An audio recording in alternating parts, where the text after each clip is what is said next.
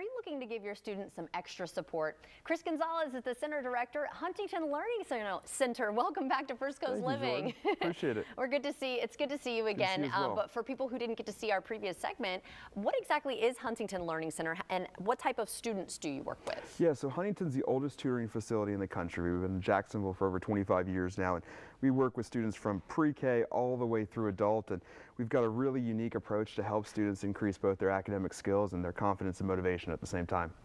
And we've seen a lot of information about how COVID-19, and remember, people had to do their, schooling at home and how that might have affected. What are you seeing out there in terms of that? Yeah, so the National Assessment of Educational Progress just released some statistics that were really troubling. It showed that students in both 4th and 8th grade, which are the grades that they really monitor, showed declines in both reading and math skills to unprecedented levels. I mean, you look at 8th grade students alone, it's the lowest it's been since the year 2000. So some really troubling statistics are coming out there, yeah.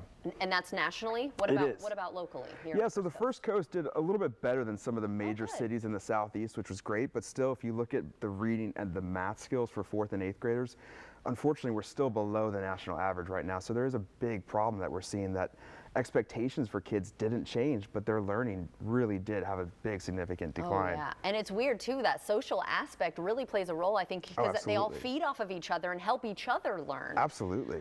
So what should parents do if they suspect that their child is struggling? Yeah, and Jordan, I think after COVID started to clear a little bit more, I think parents really focused on getting them involved in clubs and sports and kind of helping them return to life as normal, which was really needed.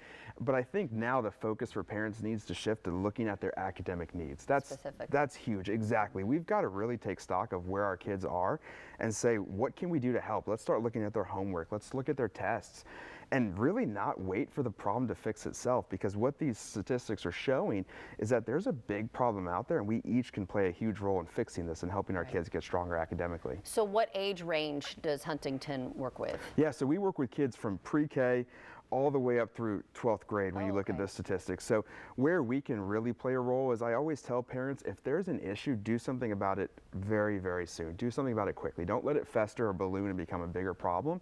And so what we can do is help kids start off by giving them an assessment to see where are they at, what is the cause of some of these issues, and how can we help improve their academic skills along the way. Wonderful. Well, if someone is interested in learning a little bit more about Huntington, where can they go? Absolutely. So our website's the best source of resources for that.